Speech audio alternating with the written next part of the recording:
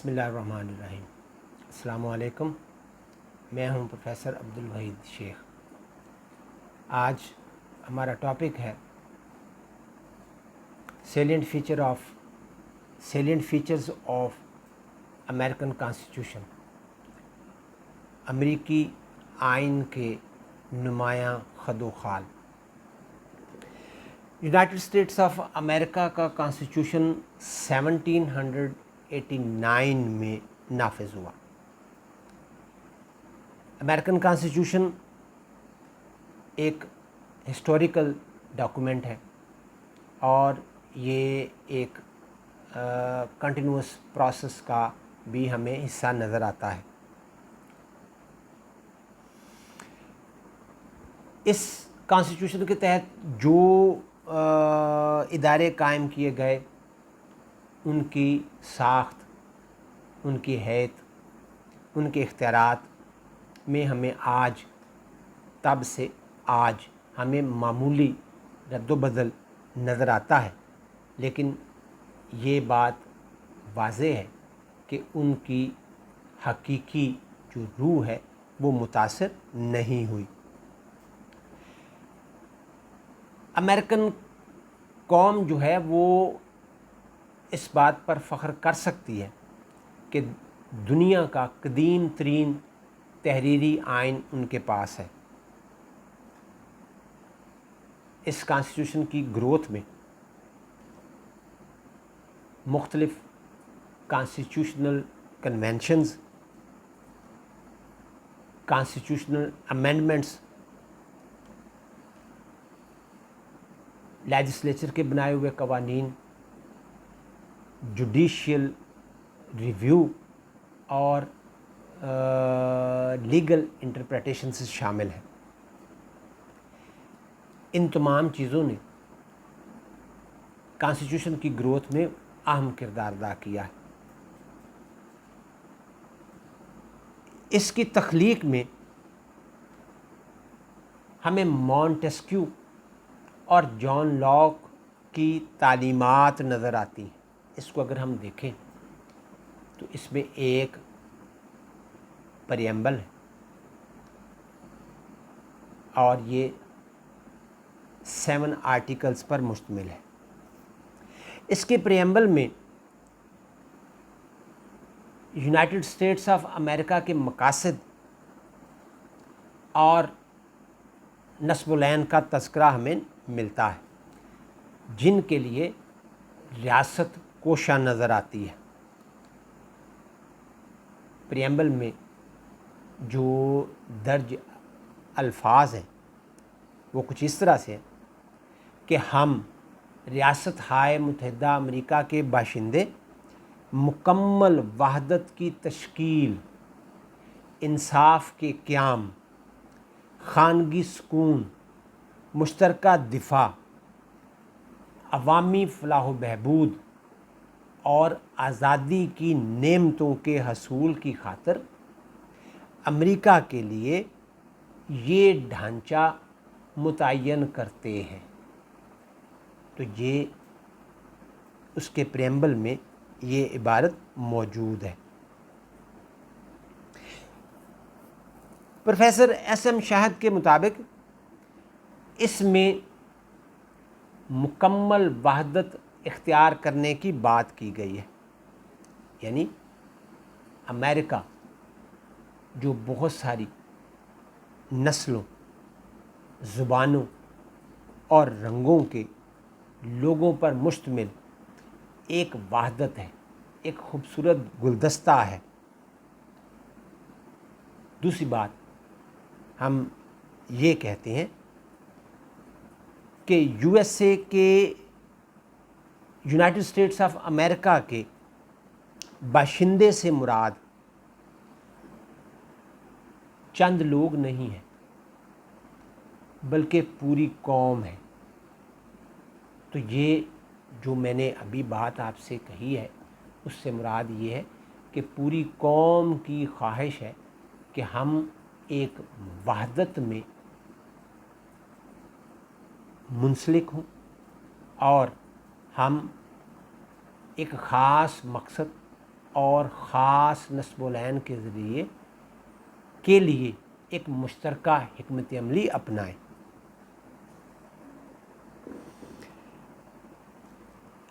اس آئین میں ہم یہ دیکھتے ہیں کہ یہ ایک ریٹن کانسٹیٹیوشن ہے، یہ مختصر ترین ہے، اس میں ایک پریمبل اور 7 آرٹیکلز ہیں۔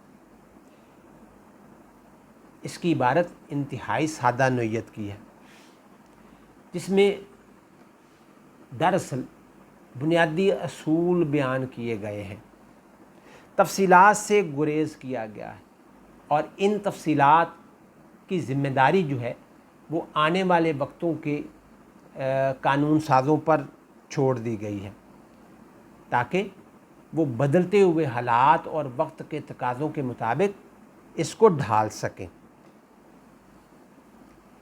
اس اختصار کی دوسری وجہ یہ ہے کہ ہر یونٹ یعنی اکائی یعنی اسٹیٹ جو امریکن وفاق کا فیڈریشن کا حصہ ہے، اس کا اپنا آئین ہے، اپنی لیجسلیچر ہے، اور یہی وجہ ہے کہ وہاں بھی ارتقاء کی گنجائش رکھی گئی ہے۔ امریکن کانسٹیٹیوشن ایک لائیو ڈاکومنٹ ہے، زندہ دستاویز ہے، جس میں حالات کے مطابق تبدیلیاں ہوتی رہی ہیں۔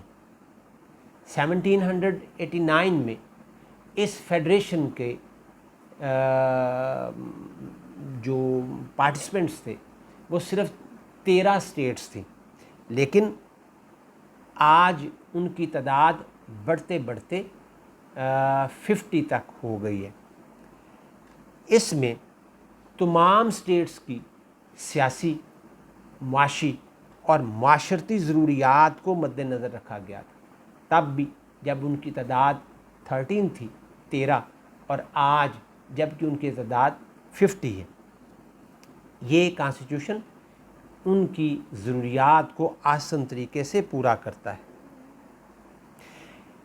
یہ صرف تحریری نہیں ہے، اس میں کافی ساری چیزیں غیر تحریری بھی ہیں جن کو روایات کہا جاتا ہے، جس میں عدلیہ کے فیصلے بھی شامل ہیں، آئینی ترامیم بھی شامل ہیں، اور مقننہ یعنی کانگریس کی قانون سازی بھی اس کا حصہ ہے۔ تو یہ اب ایک بھرپور کانسٹیٹیوشن ہے، لائیو کانسٹیٹیوشن ہے، لائیو ڈاکومنٹ ہے، اور یہ کوئی اسٹیگننٹ ڈاکومنٹ نہیں ہے۔ اس کے ساتھ ساتھ ہم یہ بھی دیکھتے ہیں کہ یہ ایک ریجڈ ڈاکومنٹ اس کو کہا جاتا ہے، انفلیکسیبل ہے، غیر لچکدار ہے۔ اس میں دستور سازوں نے جب اس کو بنایا تھا تو اس میں ترمیم کا طریقہ کار جو تھا وہ انتہائی پیچیدہ اور مشکل رکھا، تاکہ کوئی بھی بآسانی سے اس میں رد و بدل نہ کر سکے اور نہ منمانی کر سکے۔ اس لیے اس کو استوار آئین بھی کہتے ہیں، اور استوار آئین وفاق کے لیے ایک لازمی شرط ہوتا ہے، تاکہ وفاقی اکائیوں جو یونٹس ہیں ان کے ساتھ کسی قسم کی زیادتی نہ ہو سکے اور ان کی حق تلفی نہ ہو سکے۔ اگر آئے روز تبدیلیاں ہوں گی کسی بھی معاشرے میں یا کسی بھی اسٹیٹ میں، آئین جو ہے وہ ایک مقدس دستاویز ہوتا ہے۔ اگر آئین کے ساتھ چھیڑ چھاڑ کی جائے اور اس میں آئے روز تبدیلیاں کی جائیں، مختلف ترامیم کی جائیں، بے سروپا ترامیم کی جائیں، تو وہ اپنا تقدس اور وقار کھو بیٹھتا ہے، اس کا تقدس اور وقار مٹی میں مل جاتا ہے۔ ہم یہ دیکھتے ہیں کہ 250 سال کے عرصے میں امریکن کانسٹیٹیوشن میں صرف 27 ترامیم ہوئی ہیں، اور ان میں پہلی 10 ترامیم کا تعلق ابتدائی زمانے میں عوام کے بنیادی حقوق سے ہے۔ پروفیسر اوگ اس پر لکھتے ہیں کہ اگر آج میڈیسن ہیملٹن اس آئین کو دیکھ لیں جو اس کے خالق تھے تو وہ اسے فوراً پہچان لیں گے کہ یہ وہی آئین ہے جو انہوں نے بنایا تھا، اور اس میں ٹوٹل 84 پوائنٹس تھے، جن میں 73 آج بھی وہی ہیں جو گورنر مورس نے تحریر کیے تھے۔ تو ان 250 سال، اس 250 سال کے عرصے میں اس کی جو ساخت ہے اور اس کا جو سٹرکچر ہے، اس میں کسی قسم کی کوئی تبدیلی نہیں آئی۔ جو گائیڈنگ پرنسپلز ان دستور سازوں نے دیے تھے وہ آج بھی اپنی جگہ موجود ہیں۔ آئین کے آرٹیکل 5 میں ترمیم کے 2 طریقے جو ہیں وہ تجویز کیے گئے تھے۔ پہلے نمبر پر یہ کہ کانگریس جو ہے وہ 2/3 میجارٹی سے جو امینڈمنٹ ہے اس کو تجویز کرے اور پھر اس کو سٹیٹس کو بھیج دیا جائے، اور سٹیٹس اگر 3/4 میجارٹی سے اس کے حق میں فیصلہ دیں تو پھر پروسیس جو ہے اس کو آگے بڑھایا جائے۔ دوسری تجویز یہ ہے کہ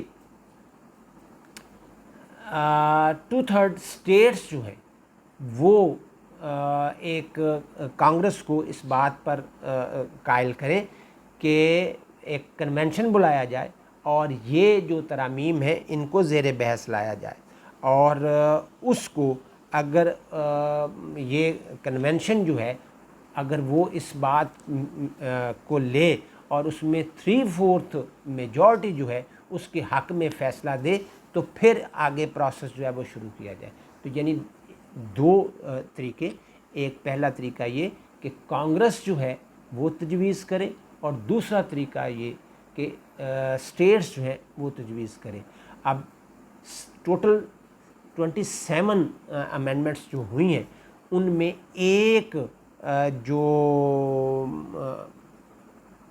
امینڈمنٹ ہے 21ویں وہ صرف کنونشن کے ذریعے ہوئی ہے، باقی تمام جو امینڈمنٹس ہیں ان کی تجاویز یا ان کی موو جو ہے وہ کانگریس کی طرف سے ہی چلائی گئی ہے۔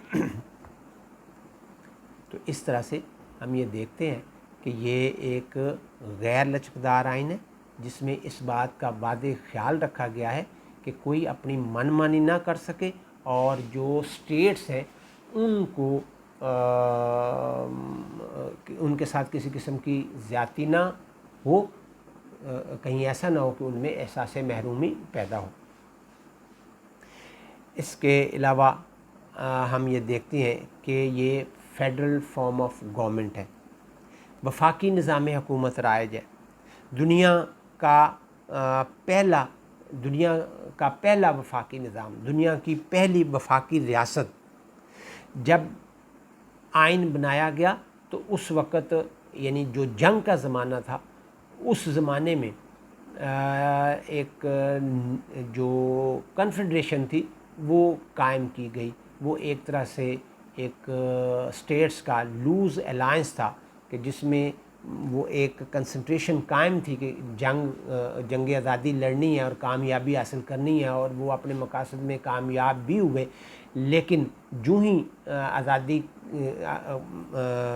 کا اعلان ہوا تو وہ اتحاد برقرار نہ رہ سکا، اور چونکہ یونٹس ہیں اور انہوں نے مل کر ایک بنانا تھا، اور وہ کسی طور پر بھی اپنی اینٹی سے دستبردار ہونے کو تیار نہیں تھے، چنانچہ جو کنفیڈریشن تھی وہ ناکام ہو چکی تھی اور یونیٹری فارم آف گورنمنٹ کا تصور ہی نہیں تھا کوئی، چنانچہ ایک ہی چوائس تھی اس کے علاوہ، اور وہ تھی فیڈریشن۔ تو ان ریاستوں نے ایک فیڈریشن قائم کرنے کا فیصلہ کیا۔ جس میں ایک مؤثر مرکز ہو اور جو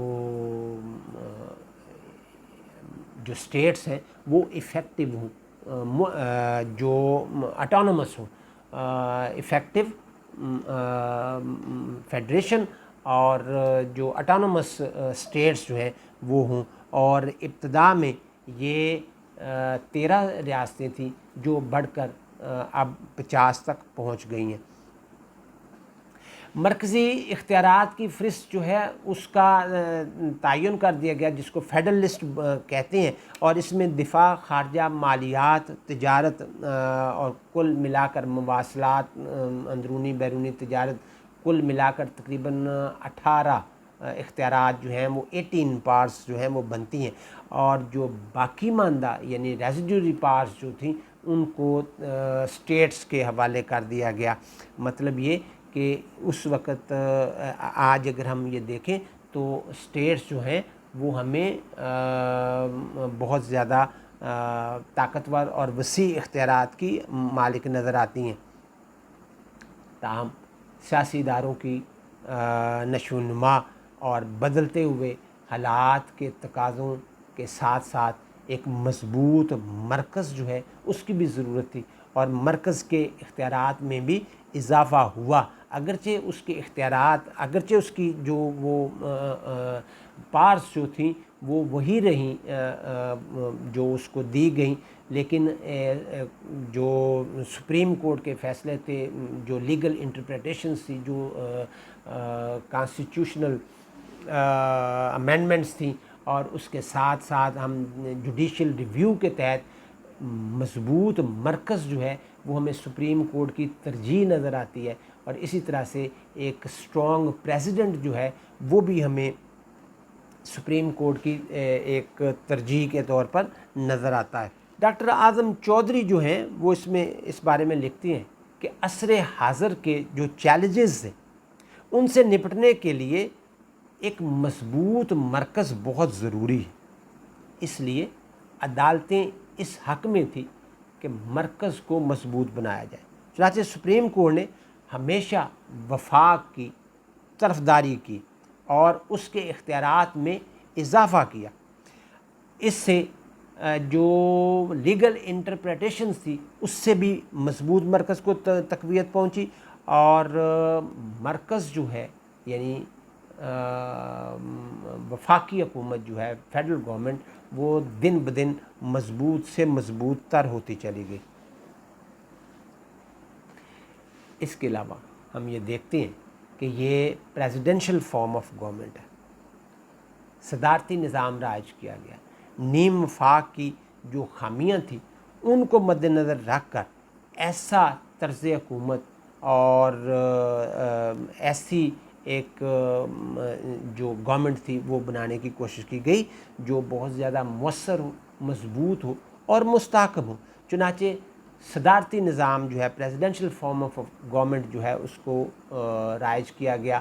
صدر جو ہے وسیع انتظامی اختیارات کا مالک ہمیں نظر آتا ہے، وہ اپنی کابینہ بناتا ہے، وزراء کا تقرر کرتا ہے، وہ تمام وزراء یعنی اس کی کابینہ جو ہے وہ اس کو جواب دہ ہمیں نظر آتی ہے۔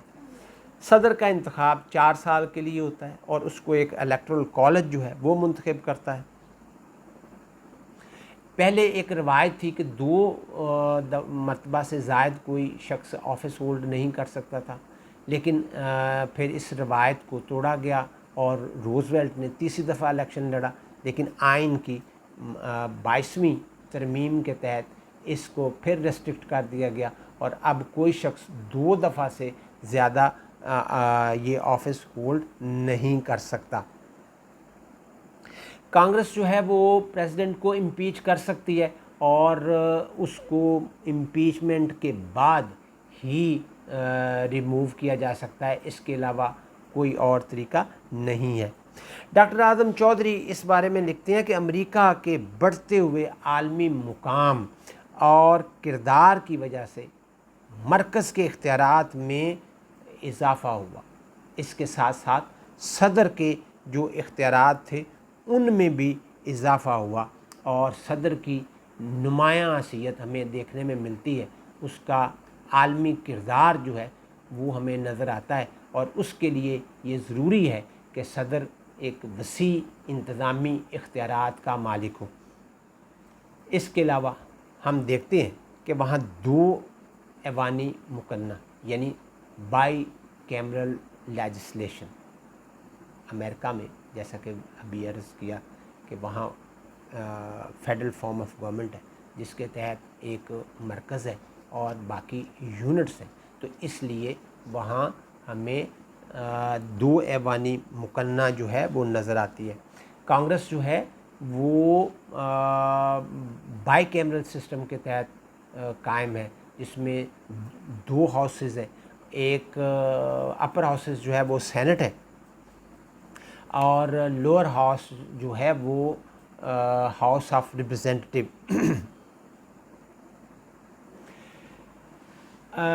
سینٹ میں جو ریپرزنٹیشن ہے وہ مساوی ہے، ایکول، تمام ریاستوں کو مساوی نمائندگی دی جاتی ہے اور اس کے ممبرز کی تعداد 100 ہے، یعنی ہر اسٹیٹ جو ہے اپنے 2 نمائندے وہاں بھیجتی ہے۔ سینٹ جو ہے وہ ایک مستقل ادارہ ہے اور اس کے ممبرز کی جو ٹینیور ہے وہ 6 سال کے لیے، اور یہ ایک موونگ ہے، اور یہ ایک یعنی ایک ہی ٹائم میں ختم نہیں ہوتا، ہر 2 سال بعد جو ہے وہ 1/3 ارکان ریٹائر ہو جاتے ہیں اپنی 6 سالہ مدت پوری کرنے کے بعد۔ تو اس طرح سے یہ ایک مستقل ادارہ ہے اور اس کے جو ممبران ہیں وہ ان کا الیکشن ڈائریکٹ ہوتا ہے۔ On the other hand house of representative جو ہے اس کی مدت جو ہے اس کا ٹینیور 2 سال ہے اور اس کا بھی ڈائریکٹ الیکشن ہوتا ہے، اور لوور ہاؤس یعنی ہاؤس آف ریپرزینٹیٹیو میں تمام اسٹیٹس کو ان کی آبادی کے تناسب سے نمائندگی دی جاتی ہے۔ کانسٹیٹیوشنلی دونوں آلموسٹ ایک جیسے اختیارات کے حامل ہیں، مساوی اختیارات رکھتے ہیں۔ جو فنانس بل ہے وہ روایتی طور پر وہ ہاؤس آف ریپرزینٹیٹیو میں پیش کیا جاتا ہے، لیکن وہ یہاں سے منظوری کے بعد جب سینٹ میں جاتا ہے تو دنیا کے دیگر ایوان بالا کی نسبت امریکن سینٹ کو اس میں ترامیم تجویز کرنے کا اختیار حاصل ہے، اور صرف وہ تجویز ہی نہیں کرتا بلکہ اس کی ترامیم کو یعنی وہ تبدیل بھی کر سکتا ہے، یعنی وہ ترامیم وہ مجاز ہے اس میں ترمیم کرنے کا۔ دوسری طرف سینٹ کو ہم دیکھتے ہیں تو سینٹ کو یہ ایج حاصل ہے کہ وہ بے پناہ انتظامی اختیارات کا حامل ہے۔ ایگزیکٹو یعنی پریزیڈنٹ جو بھی فیصلے کرتی ہے اس کی توثیق جو ہے، اس کی منظوری جو ہے وہ سینٹ سے حاصل کرنا لازم ہوتی ہے۔ تو اس حوالے سے ہم یہ دیکھتے ہیں کہ بالخصوص ان 2 اختیارات کی وجہ سے، یعنی فنانس بل میں ترامیم کرنے کا مجاز ہونے کی وجہ سے اور انتظامی جو احکامات ہیں یا اپوائنٹمنٹس ہیں ان پر ان کی توثیق کرنے کے حوالے سے یہ کہا جاتا ہے کہ امریکن سینٹ دنیا کا طاقتور ترین اپر ہاؤس اس کو کہا جاتا ہے۔ اس کے علاوہ ہم یہ دیکھتے ہیں کہ امریکن کانسٹیٹیوشن میں سیپریشن آف پاور کا اصول جو ہے وہ بڑا واضح نظر آتا ہے۔ امریکن آئین کی بنیاد جو ہے وہ فرینچ مفکر مونٹیسکیو کے جو سیپریشن آف پاور تھیوری تھی اس پر رکھی گئی۔ اس کی وجہ یہ تھی کہ اگر حکومت کے تینوں شعبے، مونٹیسکیو کے مطابق اگر حکومت کے تینوں شعبے اختیارات مرتکز ہوں تو پھر اس سے ظلم و ستم اور استبدادیت جو ہے وہ جنم لیتی، آزادی اور حقوق کا خاتمہ ہو جاتا ہے۔ چنانچہ تینوں شعبوں کے جو دائرہ عمل ہے، دائرہ کار ہے، اس کا تعین کر دیا گیا۔ صدر کو انتظامی اختیارات دے دیے گئے، وہ کانگریس کو جواب دہ نہیں ہے۔ کانگریس جو ہے اس کا کام قانون سازی کرنا ہے، مگر صدر کانگریس کو برطرف نہیں کر سکتا۔ عدلیہ کے جو ججز ہیں ان کا تقرر صدر کرتا ہے اور ان کی توثیق جو ہے وہ کانگریس کرتی ہے، لیکن کانگریس جو ہے وہ اس کے ذمے یہ ہے کہ وہ جو لیگل انٹرپریٹیشن ہے وہ کرتی ہے، اور جوڈیشل ریویو جو ہے وہ اس کی ذمہ داری ہے۔ اور اس طرح سے یہ تینوں شعبے اپنے اپنے طور پر کام کرتے ہیں، عدلیہ انتظامیہ مقننہ کے، اور مقننہ عدلیہ اور انتظامیہ کے دباؤ سے آزاد ہو کر اپنا کام کرتے ہیں۔ بالخصوص عدلیہ جو ہے وہ آزاد اور خود مختار ہے اور اپنے فیصلے بغیر کسی دباؤ کے کرتی ہے۔ لیکن اس کے ساتھ ساتھ ہم یہ بھی دیکھتے ہیں کہ تینوں ڈپارٹمنٹس کے درمیان ایک واضح تعلق بھی برقرار ہے، جس سے انتظامی جو انتظام ہے، مملکت کا انتظام، وہ بہترین انداز میں چلایا جاتا ہے۔ صدر کو انتظامی اختیارات کے ساتھ ساتھ قانون سازی اور عدالتی اختیارات بھی حاصل ہیں۔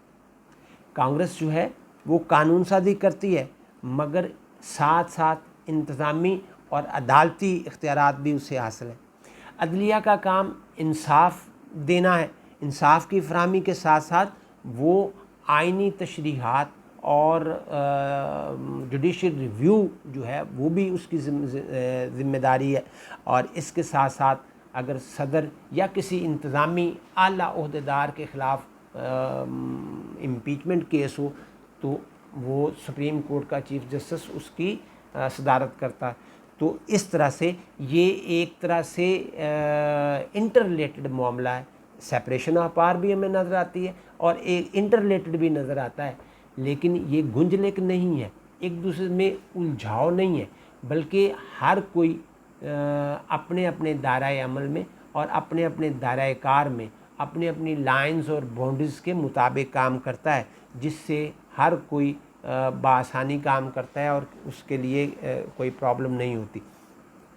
اس کو ہم یہ بھی کہہ سکتے ہیں کہ ان کے درمیان ایک چیکس اینڈ بیلنسز سسٹم جو ہے وہ بھی ہمیں نظر آتا ہے۔ امریکی جو کانسٹیٹیوشن ہے، امریکن جو آئین ساز تھے، انہوں نے اگرچہ علیحدگی اختیارات کا جو اصول تھا اس کو امریکن جو آئین ساز تھے وہ ہمیں اس بات یہ نظر آتی ہے بات کہ وہ مونٹیسکیو کے جو تھیوری تھی سیپریشن آف پاور، اس سے بڑا متاثر تھے، لیکن اس کے ساتھ ساتھ وہ ایک کوآرڈینیشن اور بہترین ورکنگ ریلیشن شپ بھی انہوں نے قائم کیا، اور اس کے لیے انہوں نے اس کو چیکس اینڈ بیلنسز کا نظام جو تھا اس کو اپنایا۔ ہمیں حکومت کا ہر شعبہ، یعنی لیجسلیچر ہو، ایگزیکٹو ہو یا جوڈیشری ہو، وہ اپنے اپنے طور پر بہترین انداز سے اپنے آزادانہ طریقے سے، خود مختار طریقے سے کام کرتا نظر آتا ہے، لیکن ہر شعبہ دوسرے شعبے کے لیے ایک چیک بھی رکھے ہوئے ہے۔ دوسرا شعبہ سرگرم عمل ہے، تاکہ کوئی گہری نظر رکھے ہوئے ہے تاکہ کوئی بھی اپنی حد سے تجاوز نہ کر سکے۔ کانگریس جو ہے وہ لیجسلیشن کرتی ہے اور اس کی منظوری جو ہے وہ صدر نے دینا ہوتی ہے۔ صدر اگر اس سے اتفاق نہیں کرتا تو وہ کانگریس کے بھیجے ہوئے بل کو ویٹو کر دیتا ہے، اور کانگریس جو ہے وہ اگر اس کو ریویو کرتی ہے اور اس پر دوبارہ غور و خوض کرتی ہے تو پھر وہ صدر کے پاس اس کو بھیج دیتی ہے جو بھی ضروری اس میں رد و بدل تھا کرنے کے بعد، اور پھر صدر کے پاس کوئی گنجائش نہیں رہتی اس کو واپس کرنے کی، تو وہ صدر کے اس ویٹو کو غیر مؤثر کر دیتی ہے۔ اب صدر اگر واقعی اس کو ویٹو ہی کرنا چاہتا ہے اور اس کو غیر مؤثر کرنا چاہتا ہے تو پھر صدر کے پاس ایک اور ویپن بھی ہوتا ہے، وہ ہوتا ہے پاکٹ ویٹو۔ تو اس طرح سے پاکٹ ویٹو کے ذریعے وہ اس قانون سازی کو روک دیتا ہے۔ صدر کا اختیار ہے ایگزیکٹو، وہ اپوائنٹمنٹس کرتا ہے، اور اس کی حتمی منظوری جو ہے وہ سینٹ سے منظوری لینا ہوتی ہے، اس کی منظوری سینٹ دیتی ہے۔ بعض اوقات سینٹ سخت رویہ اختیار کرتی ہے، لیکن اکثر اوقات ایسا ہوتا ہے کہ سینٹ صدر کو ایک سافٹ کارنر دیتی ہے جس کو سینیٹوریل کٹسی کہا جاتا ہے۔ سپریم کورٹ جو ہے وہ اس کے ججز کا تقرر جو ہے وہ صدر کرتا ہے اور اس کی منظوری جو ہے وہ کانگریس دیتی ہے، اور سپریم کورٹ جو ہے وہ کسی بھی قانون کو جو کانگریس نے بنایا اور صدر نے جو احکامات جاری کیے ان کو جوڈیشیل ریویو کے تحت لے کر اس کو کالعدم قرار دے سکتی ہے اگر وہ آئین سے متصادم ہے یا عوام کے بنیادی حقوق کے خلاف ہے۔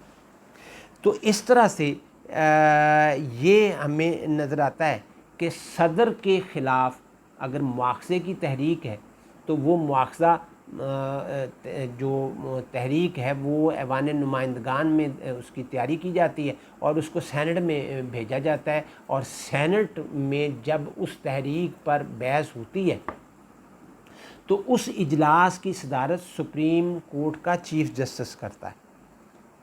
صدر کا مواخذہ کانگریس میں ہوتا ہے اور اس اجلاس کی صدارت جو ہے وہ چیف جسٹس کرتا ہے۔ اس طرح ہر شعبہ جو ہے وہ دوسرے سے انٹر کنیکٹ ہمیں نظر آتا ہے اور سیپریشن آف پاور بھی نظر آتی ہے۔ تو یہ ایک صورتحال جو ہے یہ تب خرابی کی طرف جائے جب ایک شعبہ غیر ضروری طور پر دوسرے کے معاملات میں ٹانگ اڑائے۔ ایسا ہرگز نہیں ہوتا، ہر کوئی اپنے اپنے دائرۂ کار میں اپنے اپنی لمٹس میں اپنی اپنی لائنز اور باؤنڈریز میں کام کرتا ہے، تو جہاں ضروری ہوتا ہے روکنا وہیں روک تھام کی جاتی ہے، غیر ضروری طور پر ایسا ہرگز نہیں کیا جاتا۔ اس طرح ہر شعبہ اپنے فرائض انتہائی جانفشانی سے سر انجام دیتا ہے، مگر اس کے ساتھ ساتھ دوسرے پر چیک بھی رکھے ہوئے۔ پروفیسر اوگ اس سلسلے میں لکھتے ہیں کہ امریکہ میں قومی، ریاستی یا مقامی حکومت کی کوئی خصوصیت اتنی نمایاں نہیں جتنی کہ علیحدگی اختیارات، جس کے ساتھ ساتھ ہمیں حفاظتی رکاوٹیں اور توازن نظر آتا ہے، یعنی چیکس اینڈ بیلنسز کا نظام بھی ہے اور اپنی اپنی لمٹس میں رہتے ہوئے اپنا اپنا کام بھی کرتے ہوئے وہ نظر آتے ہیں۔ اس کے علاوہ سپریم کورٹ کا جوڈیشیل ریویو کا جو ایک اختیار ہے وہ بھی امریکن کانسٹیٹیوشن میں ہمیں نمایاں طور پر نظر آتا ہے۔ برطانیہ میں ایسا نہیں ہے۔ برطانیہ میں جو قانون بھی پارلیمنٹ نے بنا دیا ہے، پارلیمنٹ کے بنائے ہوئے قانون کو کوئی بھی واپس نہیں کر سکتا، یعنی انڈو نہیں کر سکتا۔ جو پارلیمنٹ نے بنا دیا تمام ادارے اس کے پابند ہیں اور اس کو ریویو نہیں کیا جا سکتا۔ امریکہ میں اس جوڈیشیل ریویو کی بدولت آئین کی بالادستی قائم ہے، قانون کی بالادستی قائم۔ قانون کی بالادستی قائم نہیں ہو سکتی جب تک اس کی کوئی تشریح کرنے والا نہ ہو۔ دستور کی حفاظت کا ذمہ جو ہے وہ سپریم کورٹ نے لیا ہے، اور سپریم کورٹ کا یہ اولین فرض ہے کہ وہ دیکھے کہ حکومتی اداروں کی سرگرمیاں آئین کے مطابق ہیں یا نہیں ہیں، کوئی ادارہ اپنی حدود سے تجاوز تو نہیں کر رہا، اپنی لائن اور لمٹ سے باہر تو نہیں نکل رہا۔ چیف جسٹس مارشل نے ماربری بنام میڈیسن کیس میں پہلی دفعہ اس اصول کو لاگو کیا، اور اس کے بعد سپریم کورٹ مرکزی قانون ہو یا کسی اسٹیٹ کا بنایا ہوا، ہر اس قانون کو کالعدم قرار دے سکتی ہے جو آئین سے متصادم ہو یا عوام کے بنیادی حقوق سے متصادم ہو۔ سپریم کورٹ صدر یا کسی ریاستی اسٹیٹ کے ایگزیکٹو کا کوئی احکام جو ہے اس کو بھی غیر آئینی قرار دے سکتی ہے۔ مقصد یہ ہے کہ عوام کے بنیادی حقوق کو سیکیور کرنا، ان کی حفاظت کرنا۔ امریکن کانسٹیٹیوشن اگرچہ ریجڈ ہے، انفلیکسیبل ہے، مگر اس میں اس اصول کی بنیاد پر وہ عصر حاضر کے تقاضوں کے مطابق بھی آئین کا وقار اور تقدس اس میں اضافہ ہوتا ہے۔ چنانچہ یہ کہا جائے تو غلط نہیں ہوگا کہ کانگریس سپریم کورٹ کانگریس کا تھرڈ ہاؤس ہے، یعنی تیسرا ایوان۔ تو یہ اس وجہ سے کہ وہ اس کو جوڈیشل ریویو کی بدولت اس کی گرفت اس حد تک مضبوط ہے کہ وہ کسی بھی قسم کی قانون سازی یا انتظامی حکم کو وہ آئین سے متصادم جان کر یا کہہ کر اس کو کالعدم قرار دے سکتا ہے۔ اس کے علاوہ ہم دیکھتے ہیں کہ امریکن کانسٹیٹیوشن کے تحت عدلیہ کی آزادی کو واضح کیا گیا۔ عدلیہ آزاد اور خود مختار ہے، اور اس کو بھی مونٹسکیو کے سپریشن آف پاور کے تحت ایک مکمل تحفظ حاصل ہے، اور عدالتی جو نظر ثانی یعنی جوڈیشل ریویو کے اختیار کے باعث عدلیہ کے وقار اور تقدس میں اضافہ ہوا ہے۔ سپریم کورٹ 9 ججز پر مشتمل ہے، جن کا ہیڈ چیف جسٹس ہوتا ہے، اور اس کا جو بنیادی مقصد ہے وہ عوام کے بنیادی حقوق کو تحفظ دینا ہے، ان کو سیکیور کرنا ہے۔ وہ عوام کے بنیادی حقوق کی محافظ ہے۔ چارلس بیٹ جو ہے وہ یہ کہتا ہے کہ سپریم کورٹ امریکی وفاق کا ایک عظیم عنصر ہے۔ تو یہ اس وجہ سے ہے کہ اس کا عوام کی حقوق اور آزادیوں کو تحفظ دینے میں اہم کردار ہے۔ جہاں تک بنیادی حقوق کا تعلق ہے، ان کی آئینی ضمانت جو ہے وہ دی گئی ہے۔ ہم ان کی اہمیت کا اندازہ اس بات سے لگا سکتے ہیں کہ کانسٹیٹیوشن میں پہلی جو 10 امینڈمنٹس تھی وہ بنیادی حقوق سے متعلق تھی، اور بنیادی حقوق میں اظہار رائے، تحریر و تقریر اور اجتماع، میڈیا کی آزادی، نقل و حرکت، اپنے مذہب کے مطابق، اپنے ضمیر کے مطابق اپنے مذہبی فرائض سر انجام دینا، جائیداد، خاندان، تعلیم، یہ وہ سب چیزیں ہیں جو تحریری شکل میں ہمیں نظر آتی ہیں، اور یہ وہ حقوق ہیں جن کو آئین میں واضح طور پر درج کیا گیا ہے، اور جس کے تحفظ کی ضمانت ہمیں امریکن سپریم کورٹ دیتی ہے۔ امریکہ میں ڈیموکریٹک سسٹم جو ہے وہ رائج ہے، عوام کو جمہوری حقوق حاصل ہیں، تمام ریاستیں جمہوری نظام رائج کرنے کی پابند ہیں۔ امریکہ میں ہر فرد جو ہے وہ دوہری شہریت کا حامل ہے، ایک وقت میں وہ وفاق کا بھی شہری ہے اور اپنی ریاست کا، اپنی اسٹیٹ کا بھی شہری ہے جس میں وہ رہائش پذیر ہے۔ وہ بیک وقت دو قسم کی جو بینیفٹس ہیں یا فیسیلیٹیشنز ہے وہ لے رہا ہے، یعنی یونائٹڈ اسٹیٹس آف امریکہ کا سٹیزن ہونے کے ناطے اور اپنی اسٹیٹ کا سٹیزن ہونے کے ناطے۔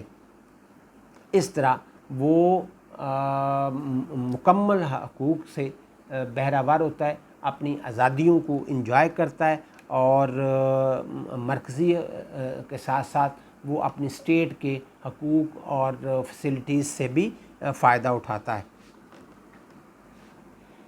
امریکی آئین کی ایک اور اہم چیز جو ہے وہ ہے سپریمیسی آف کانسٹیٹیوشن۔ یہ ایک مقدس دستاویز ہے جس کو تمام افراد، اداروں اور مرکزی علاقائی حکومتوں اور قوانین پر برتری حاصل ہے، بالادستی حاصل ہے۔ کوئی ادارہ، کوئی فرد، کوئی ادارہ خواہ وہ کوئی بھی ہو، اور کوئی قانون جو آئین سے متصادم ہے اس کی کوئی گنجائش نہیں ہے، اس کی عدلیہ محافظ ہے۔ کانگریس یا ریاستی قانون، صدر یا جو اسٹیٹس کے ایگزیکٹو آرڈرز ہیں وہ کالعدم قرار پائیں گے اگر وہ آئین سے متصادم ہے۔ کوئی فرد یا ادارہ ہمیں آئین سے بالاتر نظر نہیں آتا۔ اس کے برعکس برطانیہ میں ہمیں پارلیمنٹ جو ہے وہ تمام اداروں پر بالادست نظر آتی ہے۔ پارلیمنٹ کی سپرمیسی آف پارلیمنٹ ہے کہ پارلیمنٹ جو ہے وہ مقدم ہے، مقدس ہے، اور اس کے جو بنائے ہوئے قوانین ہیں اس کو کسی کو بھی ریجیکٹ کرنے کی، انڈو کرنے کی اجازت نہیں ہے یا اختیار نہیں ہے۔ اگر وفاق میں، امریکہ میں، امریکن فیڈریشن میں اگر آئین بالادست نہ ہو تو پھر مرکز فیڈریشن میں اور اسٹیٹس میں اختیارات کی تقسیم بھی منصفانہ نہیں ہوگی، جس سے داخلی انتشار اور بدامنی پیدا ہوگی، اور یہ اس سے بچنے کے لیے اور اس کو سیکیور کرنے کے لیے یعنی آئین کی بالادستی کو تسلیم کیا گیا ہے، اور کوئی فرد یا کوئی ادارہ بھی آئین سے بالادست نہیں ہے۔ اس کے ساتھ ساتھ ہمیں رول آف لا جو ہے وہ بھی نظر آتا ہے۔ امریکہ میں رول آف لا موجود ہے، قائم ہے، اور کوئی بھی جو ہے وہ قانون سے بالاتر نہیں ہے۔ تمام افراد جو ہیں وہ قانون کی نظر میں ایکول ہیں۔ قانونی جواز کے بغیر کسی کو گرفتار نہیں کیا جا سکتا، کسی کو سزا نہیں دی جا سکتی، اور خلاف ورزی کرنے والا، لا بریکنگ کرنے والا کسی طرح سے بھی بچ نہیں سکتا۔ کوئی قانون سے بالاتر نہیں ہے، قانون سب سے بالاتر ہے۔ اور اس کی مثال جو ہے وہ ہم یہ دیکھتے ہیں کہ 1974 میں جب واٹر گیٹ سکینڈل ہوا تو صدر نکسن نے اپنے اختیارات اور اپنی حیثیت کو استعمال کرنے کی کوشش کی اور اپنی خصوصی حیثیت اور مراعات کی بنا پر اس سے فائدہ اٹھانے کی کوشش کی، لیکن سپریم کورٹ نے صدر کو عدالتی آداب ملحوظ رکھنے اور قانون کی حکمرانی کو مقدم رکھنے کی تلقین کی، جس پر وہ مجبور ہوئے حکومت سے کورٹ سے تعاون کرنے پر، اور صدر نکسن کو سر تسلیم خم کرنا پڑا۔ امریکہ میں آئین کی بالادستی ہے اور قانون کی حکمرانی ہے. قانون سب کے لیے برابر ہے. قانون سب سے ماورا ہے اور کوئی قانون سے ماورا نہیں ہے. قانون کی نظر میں سب برابر ہیں. سب کو حقوق اور آزادیاں میسر ہیں. اور جیسا میں نے ابھی کہا کہ کسی کو غیر ضروری طور پر سزا نہیں دی جا سکتی اور کوئی لا بریکر جو ہے وہ بچ نہیں سکتا. یہ وہ چند ایک نکات تھے جو میں نے آپ کے سامنے رکھے اور اس پر یہ ایک طرح سے ایک جس تھا امریکن کانسٹیٹیوشن کا جس پر میں نے بات کی. اس پر تفصیل سے کیٹاگوریکلی ہم کریں گے بات، ٹاپک وائز ہم اس کو لے کر چلیں گے. آج کے لیے بس یہ آج کے لیے بس اتنا ہی. اپنا اور دوسروں کا خیال رکھیے. اللہ حافظ.